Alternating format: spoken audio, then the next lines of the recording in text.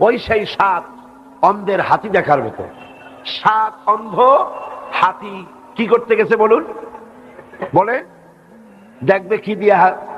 অন্ধরা হাতি দেখবে কি দিয়া? হাত দিয়ে। হাত দিয়ে হাতি দেখে। হাতি সম্পর্কিত অভিমত 7 জনের কি একরকম হবে না।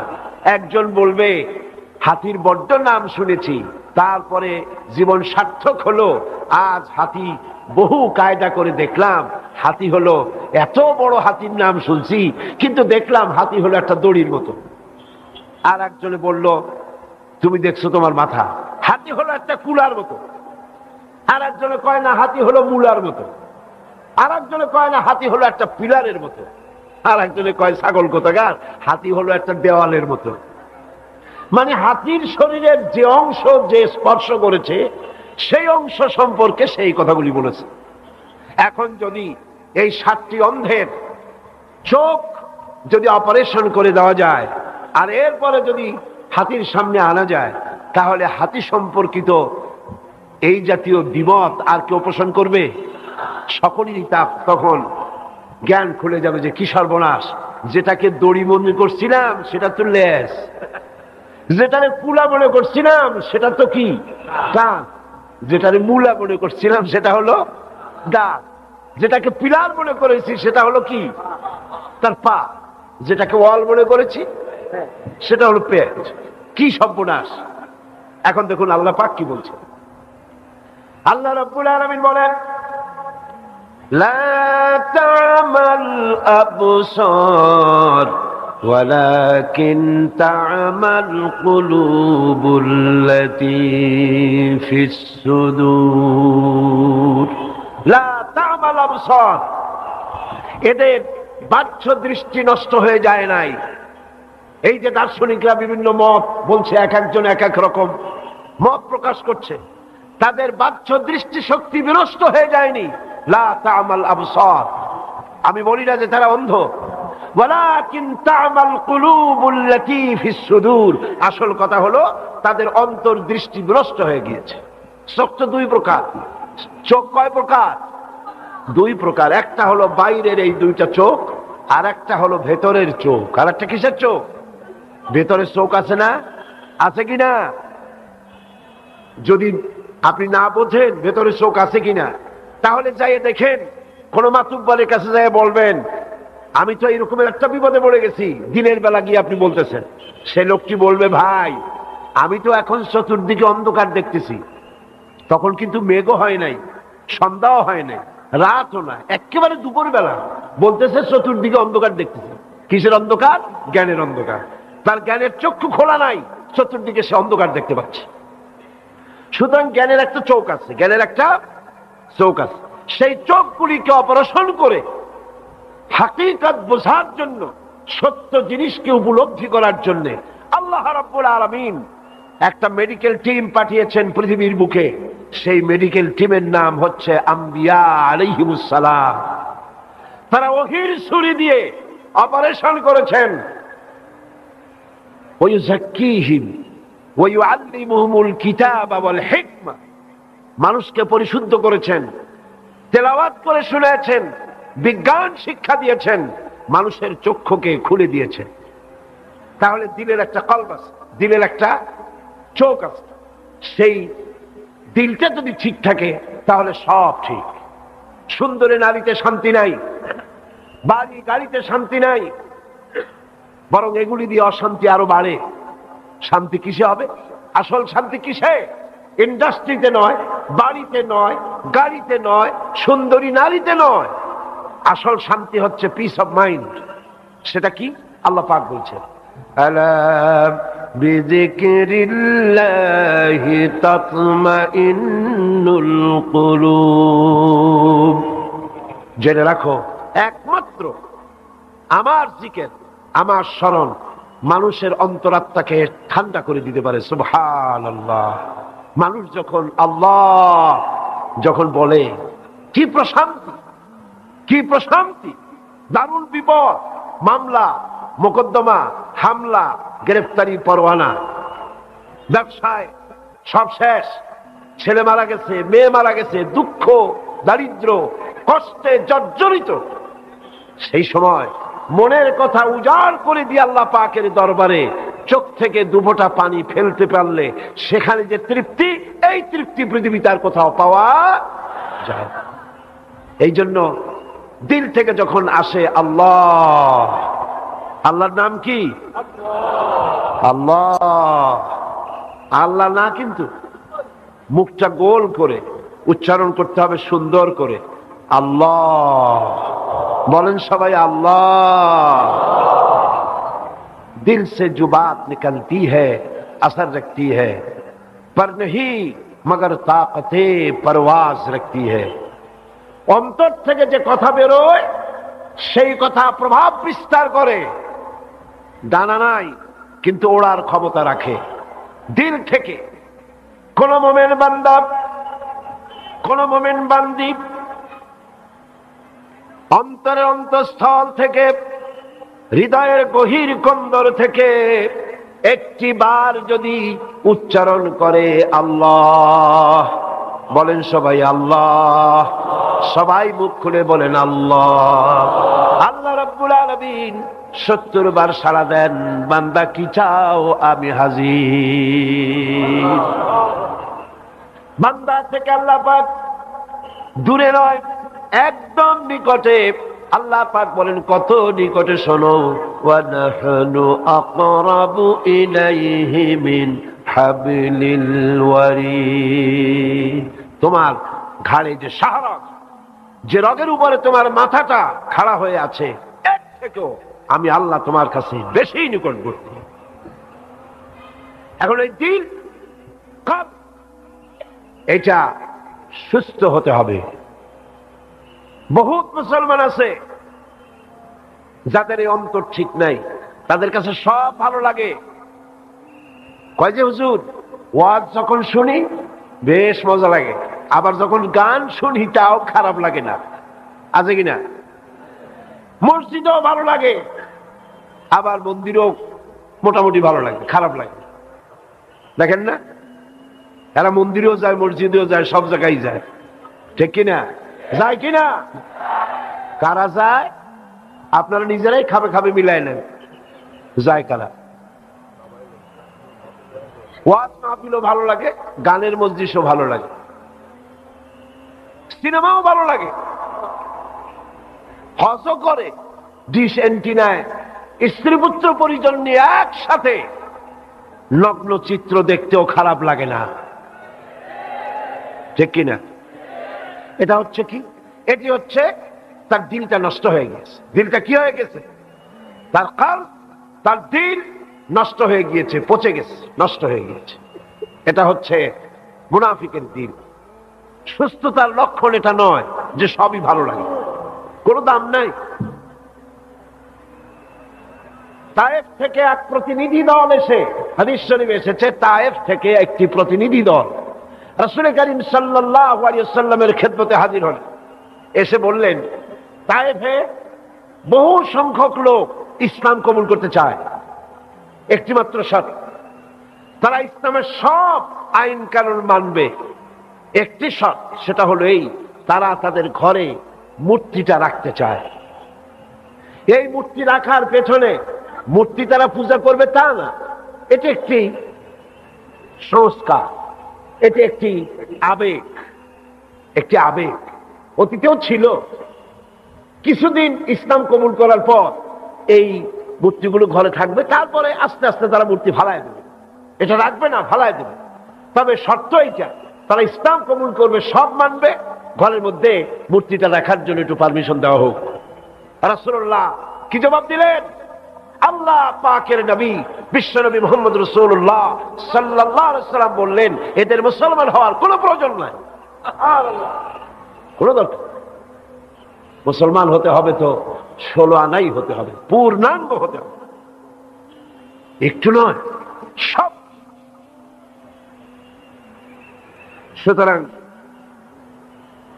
লোকমান হাকিম সম্পর্কে এই কথাটুকুন আমি আগে বলে নিলাম যে তিনি ছিলেন জ্ঞানী, এই জন্য তাকে লোকমান হাকিম বলা হতো। আল্লাহ পাক বলছেন, আল্লাহ পাক বলছেন ওয়ালাকাদ আতাইনা লুকমানাল হিকমা, আমি লোকমানকে সূক্ষ্ম জ্ঞান দান করেছি। সুবহানাল্লাহ। কে দান করেছে? কি জন্যে? আনিশকুর লিল্লাহ, সেজন্য আল্লাহর কৃতজ্ঞতা প্রকাশ করতে পারে। এরপর আবার আল্লাহ পাক বলছেন ওমাইয়াশকুর ফাইন্নামা ইয়াশকুরু লিনাফসি, যে ব্যক্তি কৃতজ্ঞতা প্রকাশ করে সেটা নিজের জন্যই করে। ওয়ামান কাফারা, আর যে ব্যক্তি কুফরি করলো তার থেকে আল্লাহ পাক, তার কৃতজ্ঞতার মুখাপেক্ষী আল্লাহ নন, কারণ আল্লাহ পাক নিজেই নিজের থেকেই প্রশংসিত, কারো প্রশংসার মুখাপেক্ষী তিনি নন। বুঝে আসছে কথা? এখন আল্লাহ পাক বলছেন লোকমানকে আমি জ্ঞান দান করেছি। হযরতে লোকমান আল্লাহ পাকের এই দেওয়া জ্ঞানের শুকর আদায় করেছিলেন। তিনি শুকরিয়া আদায় করলেন। শুকরিয়া আদায় করার কারণে তিনি তো কৃতদাস ছিলেন। লোকমান কি ছিলেন? কৃতদাস। তার জ্ঞানের কারণে তার মালিক তাকে মুক্ত করে দিলেন। হযরতে লোকমান আল্লাহর শুকর আদায় করেছিলেন। আল্লাহ রাব্বুল আলামিন তার কৃত দাসত্ব থেকে মুক্তি দান করে দিয়ে তার পজিশনটা কিভাবে বাড়ালেন দেখেন। তিনি ছিলেন কৃতদাস, এরপরে আল্লাহ রাব্বুল আলামিন তার দরবারে তিনি কৃতজ্ঞতা পেশ করার কারণে আল্লাহ পাক তাকে তার কথাগুলির কি দাম দিয়ে দিলেন। আল্লাহ পাক তার কথাকে কোরআন শরীফের ভিতরে লিপিবদ্ধ করে দিয়ে কিয়ামত পর্যন্ত হযরতে লোকমানকে চিরন্তন করে দিলেন। আল্লাহর শুকরিয়া আদায় করলে আল্লাহ পাক এভাবেই তাকে পুরস্কৃত করেন। লাইন শাকারতুম লাযীদান্নাকুম ওয়ালাইন কাফারতুম ইন্না আযাবী লাশাদীদ। আমার নিয়ামতের শুকর যদি আদায় করো আমি নিয়ামত বাড়ায় দেব, আর যদি অকৃতজ্ঞ হও তাহলে আমার কঠিন শাস্তি তোমাদেরকে মোকাবেলা করতে হবে। এখন কৃতজ্ঞতা নিছক মৌখিক নয়, মুখ দিয়া শুধু আলহামদুলিল্লাহ বললাম না, তাতে হবে না। কৃতজ্ঞতা প্রকাশ করার জন্য তিনটা পর্যায় রয়েছে: চিন্তা, কথা এবং কাজ। এই তিনটি জিনিসের মাধ্যমে কৃতজ্ঞতা প্রকাশ করতে হবে। সেটাই ভাবে আমি যা কিছু লাভ করেছি সবই আল্লাহর দান। সুবহানাল্লাহ। আমরা যা কিছু লাভ করেছি সব কার দান? নিজের হৃদয় মস্তিষ্কের গভীরে এই বিশ্বাস রক্তে মাংসে প্রথিত করতে হবে, যা পেয়েছি সব আল্লাহর দান। সুবহানাল্লাহ। আর মুমিন বান্দার কণ্ঠে সদা সর্বদা আল্লাহর অনুগ্রহের স্বীকৃতি থাকতে হবে। আল্লাহর অনুগ্রহ পাবেন আর বলবেন আলহামদুলিল্লাহ। কি বলবেন? আলহামদুলিল্লাহ। প্রশংসা সব সময় হবে আল্লাহ পাকের। কার্যক্ষেত্রে সে আল্লাহর হুকুম মেনে চলবে এবং তার হুকুম অমান্য করা থেকে সব সময়ের জন্য সে দূরে থাকবে। এইভাবে করে আল্লাহর শুকরিয়া, আল্লাহর কৃতজ্ঞতা তাকে আদায় করতে হবে। যে ব্যক্তি শুকর আদায় করবে না, ওমান কাফারা ফাইন্নাল্লাহা গানিয়্যুন হামিদ, আল্লাহ পাক বলেন যে ব্যক্তি শুকর আদায় করবে না, আল্লাহ তার শুকরের কৃতজ্ঞতার মুখাপেক্ষী নন। যেহেতু আল্লাহ রাব্বুল আলামিন নিজের থেকেই নিজেই প্রশংসিত। তার প্রশংসা কেউ করুক আর না করুক এতে তার কিছুই আসে। কথা বুঝে আসছে? আল্লাহ রাব্বুল আলামিন বলেন আল্লাহর প্রশংসা করে আপনি করবেনটা কি? আপনি প্রশংসা করলে সেটা আপনার জন্য। আল্লাহর প্রশংসা করবেন, মর্যাদা বাড়বে কার? নিজের। কনকার আপনি আল্লাহর প্রশংসা করে বড় বানাইতে পারবেন? আল্লাহর যে পজিশন আছে, খুব ভালো করে বোঝেন, আল্লাহর যে পজিশন আছে, আপনারা সবাই মিলে জিকির করে ফিকির করে প্রশংসা করে তার পজিশন থেকে আরো বাড়াই দিতে পারবেন? প্রশংসা না করে আরো নিচে নামাই দিতে পারবেন? তার ক্ষমতার চৌহদ দিয়ে আরো বাড়াতে পারবেন? তাহলে আল্লাহর প্রশংসার অর্থটা কি? অর্থটা হচ্ছে প্রশংসা করলে লাভ আমার, আমার লাভ আপনার লাভ। আল্লাহ পাক বলেন ইউসাব্বিহু লিল্লাহি মা ফিস সামাওয়াতি ওয়া মা ফিল আরদ। আকাশ এবং জমিনের ভিতরে যত বস্তু, যা কিছু দেখতে পাও, জড় অজড় যত পদার্থ দেখতে পাও, যা তোমার চোখে ধরা পড়ে, যা তোমার চোখে ধরা পড়ে না, সবকিছু আল্লাহ রব্বুল আলামিনের তাসবিহ করতেছে। সাব্বাহা ইউসাব্বিহু তাসবিহান। অতীতে তাসবিহ করেছে, এখনো তাসবিহ করছে, ভবিষ্যতেও তাসবিহ করবে। কিভাবে করবে? আল্লাহ পাক বলেন وَإِن مِّن شَيْءٍ إِلَّا يُسَبِّحُ بِحَمْدِهِ وَلَكِن لَّا تَفْقَهُونَ تَسْبِيحَهُمْ। পৃথিবীতে এমন কিছু নাই যা আমার তাসবিহ করে না। সব আমার জিকির করে, আমার শুকর করে, আমার তাসবিহ পড়ে, কিন্তু তোমরা তাদের তাসবিহ, তাদের ভাষা তোমরা বুঝতে পারো না। কি কায়দায় তাসবিহ করে বুঝতে পারো না। বাতাস তার শনশন রবে, পাতাগুলি তার মরমর রবে, সমুদ্র তার গর্জনের মধ্য দিয়ে, নদী তার কুলু কুলু নাদে, আর এই পৃথিবীর জন্তু প্রাণী প্রত্যেকের নিজ নিজ ভাষায় সবাই জিকির করতেছে। কিভাবে প্রশংসা করে আল্লাহ পাকে? আল্লাহ পাক বলেন শোনো, কুল্লুন ক্বাদ আলিমা সালাতাহু ওয়া তাসবিহাহু। প্রত্যেকটি প্রাণী, জড় অজড় সমস্ত পদার্থগুলি, প্রাণীগুলি সকলেই জানা আছে কিভাবে আল্লাহর জিকির করতে হবে। সকলকেই আল্লাহ রব্বুল আলামিন তাসবিহ শিখায় দিয়েছেন। যেমন দেখুন,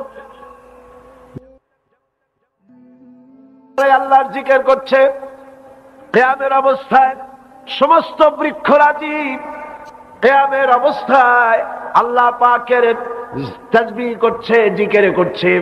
আর যত চতুষ্পদ প্রাণী আছে সব রুকুর হালতে আল্লাহ রব্বুল আলামিনের তাসবিহ করছে।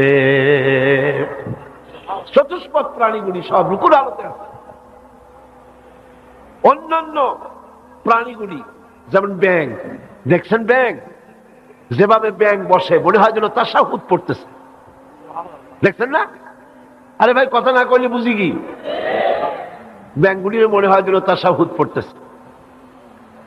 সরীসৃপগুলি, সরীসৃপগুলি, সরীসৃপ বোঝেন?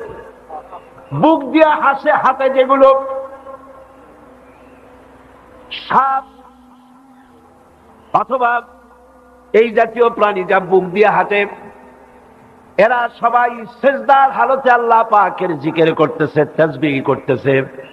তাহলে দেখেন, কেউ তো দাঁড়াইয়া, কেউ তো রুকু দিয়ে, কেউ তো সিজদার হালতে জিকির করতেছে। আবার অন্যদিকে দেখুন, তামাম পৃথিবীর সমস্ত গাছপালা, তরুলতা, কীট পতঙ্গ, জন্তু জানোয়ার সবাই মিলে যেভাবে আল্লাহর জিকির করে, এ সবগুলি আল্লাহ রাব্বুল আলামিন মানুষের মধ্যেই দান করে দিয়েছেন। আল্লাযীনা ইয়াযকুরুনাল্লাহা কিয়ামান ওয়া কুউদান ওয়া আলা জুনুবিহিম। মানুষ দাঁড়িয়ে আল্লাহর ইবাদত করে, রুকু দিয়েও করে, সিজদা দিয়েও করে। আল্লাহ পাক মানুষকে সব রকমের ইবাদত করার তৌফিক দান করে দিয়েছেন। পৃথিবীর সমস্ত প্রাণী আল্লাহর জিকির করছে, আল্লাহর তাসবিহ করছে, আল্লাহর প্রশংসা করছে। সুতরাং আপনি প্রশংসা করেন আর না করেন, আল্লাহর কিচ্ছু আসে যায়। প্রশংসা করলে লাভ কার? আমার, আমার, আপনার, আমাদের সকলেরই। আমাদের মর্যাদা বেড়ে যায়। আমাদের মর্যাদা কত বাড়ে জানেন? কত বাড়ে? ফাযকুরুনি আযকুরকুম ওয়াশকুরুনি ওয়ালা তাকফুরুন। ফাযকুরুনি আযকুরকুম, তোমরা যদি আমার জিকির করো আমি তোমার জিকির করব। সুবহানাল্লাহ। আমরা যদি জিকির করি, এই প্যান্ডেলের মধ্যে লক্ষাধিক জনতা নিয়ে আল্লাহ জিকির করতেছি, এটা শুনে আল্লাহ পাক আরশে আজিমে ফেরেশতাদের মজলিসে আমাদের জিকির করবেন। কোনটা বড় হইলো? বড় হইলো কোনটা? আমারটা না আল্লাহটা? সুবহানাল্লাহ। এজন্য হাদিসে কুদসির ভিতরে এসেছে, আল্লাহ রাব্বুল আলামিন বলেন, বান্দা যদি আমার দিকে 1 বিঘত যদি অগ্রসর হয়, আমি আমার বান্দার দিকে 1 হাত আগায়া যাই। বান্দা যদি আমার দিকে হেঁটে আসে, আমার রহমত বান্দার দিকে দৌড়াইয়া যায়। हर हमेशा देने को वो तैयार है, हर हमेशा देने को वो तैयार है, जो न मांगे मुझसे वो बेजार है। सब समय দিতে প্রস্তুত কে? খুশি হয়ে নামটা নিতে কষ্ট হয়, জোরে কইতে পারেন না, মোহব্বত দিয়ে বলতে পারেন না, সবসময় দেওয়ার জন্য প্রস্তুত হচ্ছেন আল্লাহ আল্লাহ আল্লাহ। যে চায় না আল্লাহ পাক তার প্রতি বিরক্ত হয়ে যান।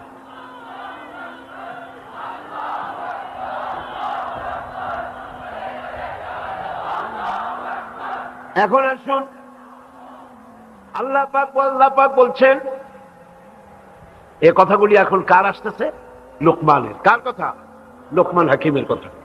وَإِذْ قَالَ لُقْمَانُ لِابْنِهِ وَهُوَ يَعِظُهُ يَا بُنَيَّ لَا تُشْرِكْ بِاللَّهِ إِنَّ الشِّرْكَ لَظُلْمٌ عَظِيمٌ। স্মরণ করো, যখন লোকমান তার ছেলেকে উপদেশ দিচ্ছিল, সে বলছিল, ইয়া বুনাইয়া, হে প্রিয় বৎস, হে আমার সন্তান, লা তুশরিক বিল্লাহ। কত বড় জ্ঞানী! তার ছেলেকে ডেকে সর্বপ্রথম নসিহত করছেন, লা তুশরিক বিল্লাহ, আল্লাহর সাথে শরীক, কাউকে শরীক স্থাপন করো না। ইন্না শিরকা লাযুলমুন আযীম, শিরক হচ্ছে মস্ত বড় জুলম। এখন লোকমান হাকিমের এই পাণ্ডিত্যপূর্ণ উপদেশ মালা থেকে এই বিশেষ উপদেশ বাণীটিকে কোরআন 2টি কারণে উদ্ধৃত করেছে। 2টি কারণ রয়েছে এর পেছনে। এই উপদেশটা কার? না না, কথা ভালো করে বুঝেন, না বুঝলে তো উল্টো পাল্টা জবাব দেবেন, পরীক্ষাও ফেল করবেন, বুঝলেন? বুঝবেন ভালো, লিখবেনও ভালো, পরীক্ষাও পাস করবেন ভালো, ঠিক না? আপনারা এখানে বসে আছেন ঠিক, কিন্তু অনেকে বসে নাই।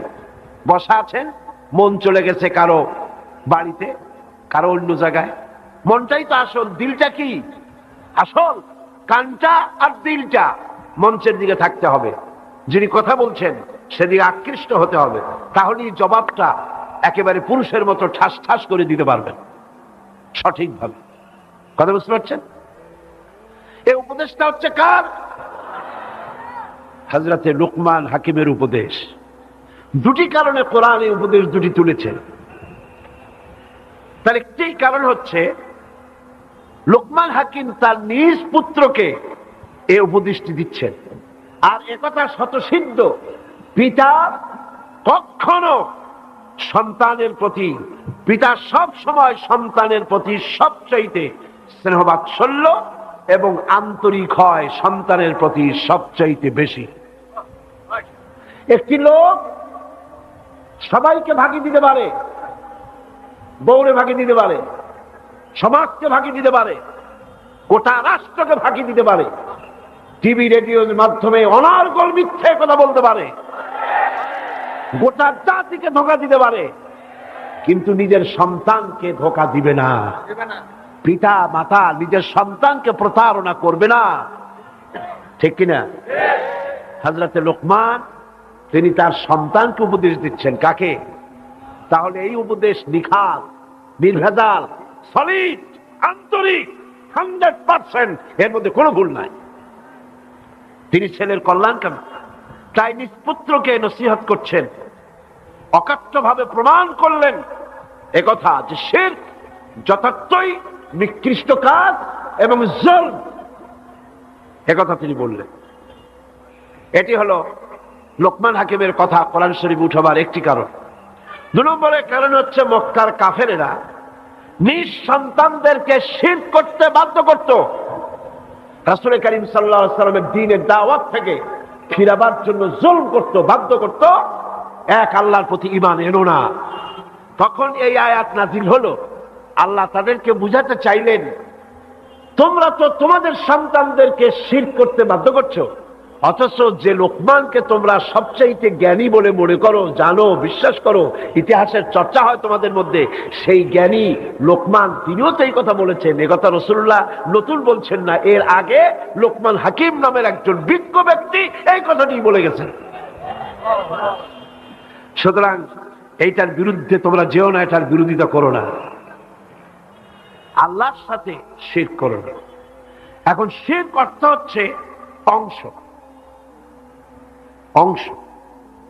ইসলামী পরিভাষায় আল্লাহ তাআলার জাত এবং সিফাতের সাথে কাউকে তার সমকক্ষ, সহায়ক এবং অংশীদার স্থির করাকেই আরবিতে কি বলা হয়?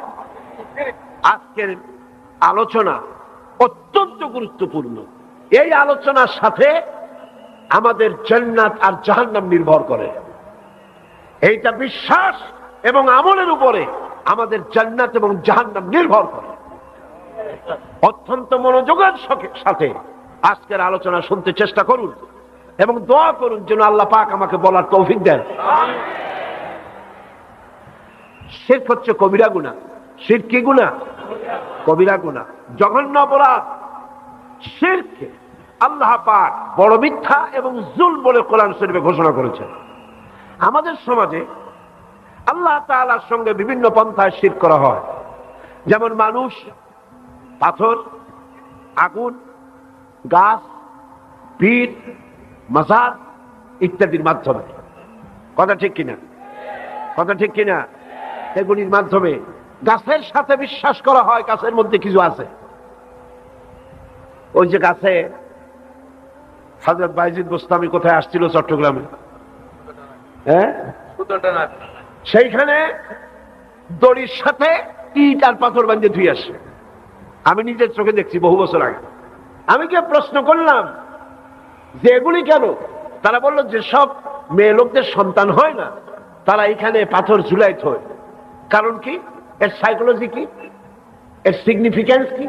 বলছে এটার সাইকোলজি হচ্ছে যে গাছের সাথে পাথরটা ঝুলাই দিলে পেটটাও আস্তে আস্তে বড় হতে হতে সন্তান এসে যাবে। একটা কথা হইল, কোথায় গাছের সাথে পাথর ঝুলানো আর কোথায় মায়ের পেটে বাচ্চা আসা, কি এর সাথে কি? কল গাছ নিয়ে গাছের সাথে শিরক করা হচ্ছে, গাছ নিয়ে আল্লাহর সাথে শিরক করা হচ্ছে, পাথরের পূজা করা হচ্ছে, আগুনকে সম্মান করা হচ্ছে। আরে বাবা, আগুন তো আল্লাহর সৃষ্টি। এরা কি পাগল? একটা জাতি, তার আর্মি, তার বিডিআর, তার পুলিশ, তার বিদেশি মেহমান এলে আগুনের সামনে দাঁড়িয়ে ফুলের মালা দিয়ে সেলিউট প্রদান করা কোন মুসলমানের কাজ নয়। সুস্পষ্ট শিরক, কবিরা গুনাহ, হারাম।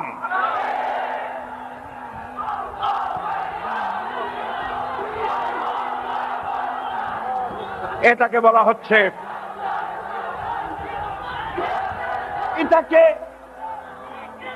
এটাকে নতুন করে ব্যাখ্যা দেওয়া হচ্ছে, এটা নাকি মুক্তিযুদ্ধের চেতনা। আজিব আজিব, মুক্তিযুদ্ধের চেতনার সাথে আগুনের সম্পর্কটা কি? আমার মতো ক্ষুদ্র মানুষ আমি বুঝতে পারলাম না, আমার অঙ্কে মেলে না, আমি বুঝি না এটার সাথে ওইটার কি সম্পর্ক। আগুন, জাহান্নামের আগুন, অহরহ গ্যাস পোড়ানো হচ্ছে। ইন্নাল মুবাজ্জিরিনা কানু ইখওয়ানুশ শায়াতিন। এই অপচার জন্য যারা এই কাজ করলো কিয়ামতে শয়তানের ভাই বোন হিসেবে আল্লাহর দরবারে দাঁড়াবে। কার কথা? কার কথা? আল্লাহ পাকের কথা। আবার বলে কি? কয়েছে না, এটা তো কোনো পুজো টুজো না, আপনারা নিজেরাও তো আগুনের পুজো করেন। বলে কিরকম? রান্না বান্না করেন, আপনারা আগুন পুজো করেন না? কি আশ্চর্য কথা! আমরা কি, আমাদের কি ওরা কি পাইছেন আমি বুঝি না। ওরা মনে করেন দেশের জনগণ সব ছাগল, কিছু বোঝে না, খালি ঘাস খায়। আপনারা আমাকে বলেন, আপনাদের মা বোন যখন রান্না করে তখন রান্নার সময় চুলায় আগুন জ্বালাইয়া সেলুট দেয়, এরকম ফুলের একটা মালা দেয়, ফুলের একটা তোড়া দেয়, পুলিশ আসে, আর্মি আসে, তো চুলার আগুন আর ওই আগুন, দুইটা আগুন একরকম বানাইলেন কেমনে? আবার এটার নাম রাখছে চিরন্তন। বাংলা ভাষা ওনারা সর্বস্তরে চালু করবেন বলেন, ওনাদের ভাষা জ্ঞানের প্রতি আমার করুণা হয়। চিরন্তন শব্দের অর্থ কি? চিরন্তন, যা কোনদিন শেষ হবে না, নিঃশেষ হবে না, মিটে যাবে না, সেটাই তো চিরন্তন। একদিন বৃষ্টি হলো, সেই বৃষ্টিতে এটা নিভে গেল, তারপরে পুলিশ এসে আবার জ্বালাই দিল। ও নিজেই নিভে গিয়ে ওকে যারা জ্বালাইছিল তাদেরকে বুঝাই দিল, একটা চড় মারিয়া, একটা থাপ্পড় দিয়া বুঝাই দিল আমি চিরন্তন না, সেই জন্য নিভে গেলাম। তো মানুষ, পাথর, আগুন, মাজার, পীর ইত্যাদির মধ্য দিয়ে আমার দেশের লোকেরা আল্লাহ পাকের সাথে শিরক করে। শিরক বোঝার জন্য একটি উদাহরণ আমি আপনাদের সামনে পেশ করতে চাই। শিরক হচ্ছে পার্টনারশিপ, এটি হচ্ছে অংশীদারিত্বের ভিত্তিতে কাজ করা। তিনটি জিনিসের অভাবে মানুষ অংশীদারিত্বের ভিত্তিতে কাজ করে। কয়টা জিনিস বলেন? তিনটা জিনিস। একজন ব্যবসা করতে চায়, 30 লক্ষ টাকা আছে, ব্যবসা করতে লাগবে 60 লাখ, ব্যবসা করতে লাগবে 1 কোটি, আছে 50 লাখ। তখন এই লোকটি পুঁজির অভাব বলেই আর একটা লোককে তালাশ করে, ভাই তোমার কাছে যদি পুঁজি থাকে তাহলে আমার সাথে আসো, আমরা দুজনে মিলে পার্টনারশিপ বিজনেস করি। গেল কয় নম্বর? কিসের অভাব? আপনারা জবাব দিলে আমি একটু খুশি হই। আপনারা রাগ করেন না তো? আপনারা রাগ করেন না তো? বলতে পারবেন মিয়া তোমারে দাওয়াত দিছি 5 দিনের জন্য, তুমি একাই ছিলাও।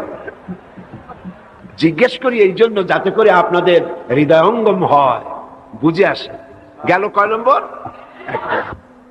2 নম্বরে হচ্ছে পুঁজি আছে, ব্যবসার লাইসেন্সও আছে, কিন্তু এই ব্যবসা করার জন্য যে এক্সপেরিয়েন্স দরকার, দক্ষতার প্রয়োজন, বুদ্ধির প্রয়োজন। ব্যবসা কি টাকা থাকলেই হয়? বুদ্ধি শুদ্ধি লাগে না? যদি টাকা থাকলেই হয় তো ব্যবসা শুরু করে দেন না। 1 সপ্তাহের মধ্যে 5টা লাল বাতি জ্বলবে, 2 সপ্তাহ যাইতে না যাইতে চতুর্দিকে লাল বাতি দেখবেন খালি। ব্যবসার জন্য 2 নম্বরের পুঁজি হলো কি? মেধা, মেধা, বুদ্ধি, দক্ষতা, এক্সপেরিয়েন্স। 3 নম্বরে আরেকটি শর্ত হচ্ছে পুঁজি আছে, মেধাও আছে, দক্ষতা আছে, কিন্তু বয়সের দিক থেকে একেবারেই লুজো, বার্ধক্যতারে পেয়ে বসেছে। এই বুড়ো বয়সে শক্তি নাই, কেমনে চালাইবে ব্যবসা? সেজন্য পয়সাও ঘরে বসায় রাখতে চায় না, চায় একজন যুবক, স্বাস্থ্যবান, টকবকে একজন যুবক দরকার পার্টনার হিসেবে, তাহলে তার এই টাকাগুলি খাটায়া কিছু টাকা লাভ হবে। তাহলে মানুষ পার্টনারশিপ বিজনেস করে কয়টা কারণে? 3টা অভাবের কারণে। বলেন কয়টা অভাব?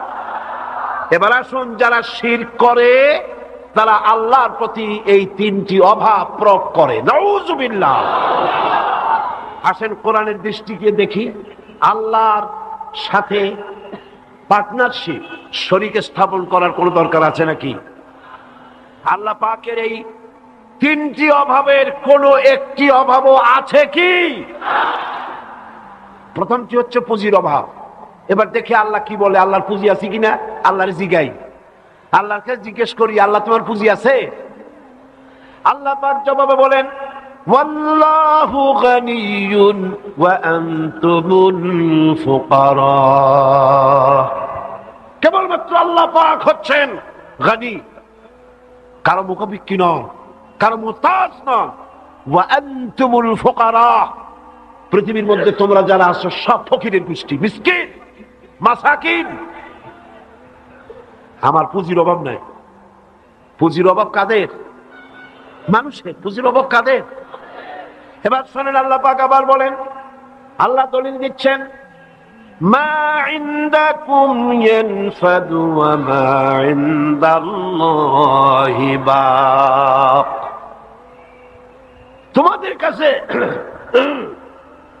তোমাদের কাছে যা আছে সব ফুরাইয়া যায়।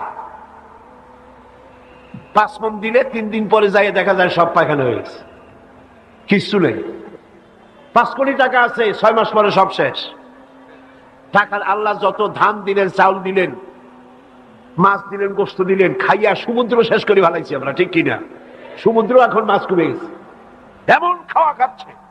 মা ইনদাকুম ইয়ানফাদু, তোমাকে যা দেওয়া হয়, তোমার কাছে যা আছে সব ফুরায় যায়। ওয়া মা ইনদাল্লাহি বাক, আর আমার কাছে যা আছে তা ফুরায় না। আল্লাহ পাকের ভান্ড যত দেন তত ভরা থাকে, মনেই কমে না। সুবহান আল্লাহ পাক বলেন, আকাশ আর জমিনের সবকিছুর চাবি কাঠি আল্লাহর কাছে, সব পদে সমস্ত